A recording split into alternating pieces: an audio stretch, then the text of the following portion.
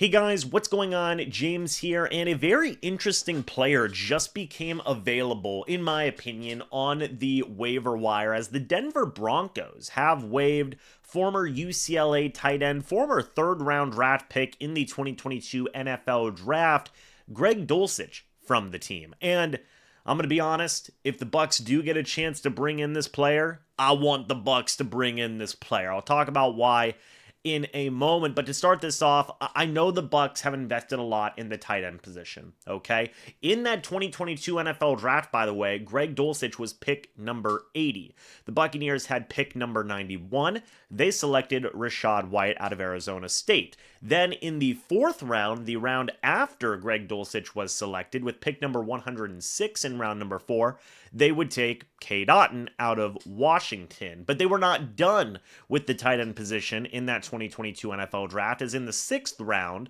with pick number 218, they would take O'Keefe out of Minnesota. The next year, they would take another tight end in Payne Durham, tight end out of Purdue, in the fifth round, pick number 171. Then in this most recent NFL Draft, they would take another tight end, this time another Washington tight end, pick number 246. Round 7, it was Devin Culp. But I know the Bucs have invested a lot in the tight end room. I know Cade Otton has been doing fantastic this year. He has far and away had the absolute best year of his career. I know we've seen a little bit out of Payne Durham as well, right? Cade Otton, just to go back to that, literally most receiving yards in his career so far up to this point with 486. We still have 6 games left of the year.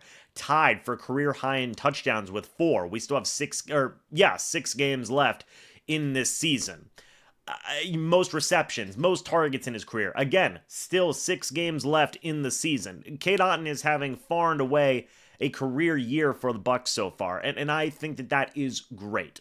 Where I think I'm interested in Greg Dulcich is a backup tight end, as a number 2 type of option. I know people are going to say, well, what about Payne Durham, James? And look, I like Payne Durham. I think that he is a fine tight end. We haven't necessarily gotten to see a lot of Payne Durham this year. He has 2 catches for 34 yards this year. In the past 2 seasons with the Bucs, he's had 7 catches for 92 yards combined in 2 seasons. He's played in 23 games.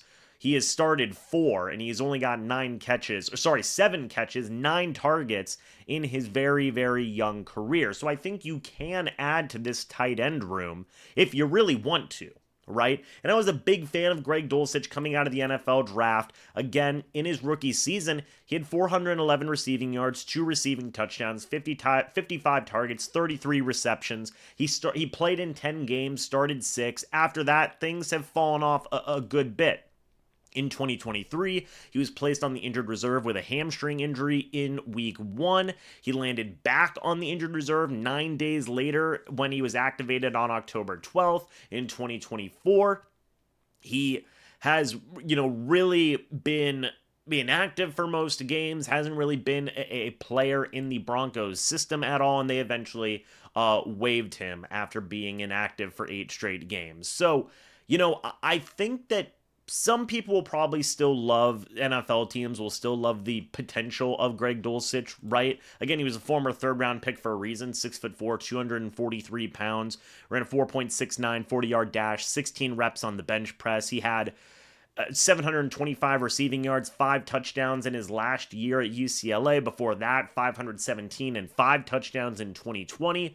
He was a first-team All-Pac-12 player in 2021, second-team All-Pac-12 player in 2020. I do believe the dude can still play in the league, right? So I do believe that there still will be some teams interested in him. Maybe one of those teams will be the Bucs. I don't know. We're going to have to wait and see. Jason Light obviously had some interest in him in that 2022 NFL Draft. He did meet with Greg Dulcich for a reason. The Bucs never had a chance to really take Greg Dulcich in round 3 or in round 4. He was already gone by then, right? I remember even some people thought he could have been an option in round 2. The Bucs ended up going with Luke Gedeke with their second round pick, and Logan Hall with their first second round pick in that 2022 NFL Draft. So they never really had a 100% big chance to take Greg Dulcich in one of those middle round picks. Now might be the chance. So we're going to have to wait and see.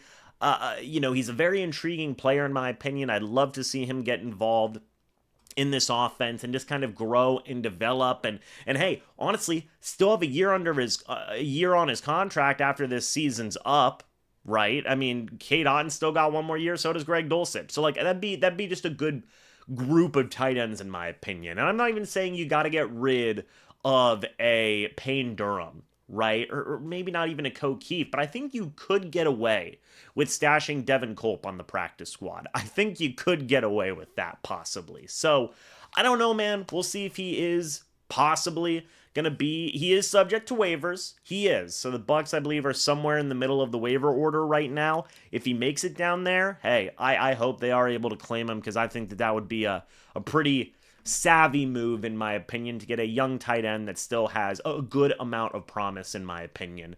What do you guys think about Greg Dulcich? Let me know your thoughts and opinions about this down in the comments section below. I'd love to hear it. Thank you guys so much for watching. Hope y'all enjoyed. As always, guys, I'll see you all in the next video or the next live stream. But until then, and as always, guys, goodbye for now, and go Bucs.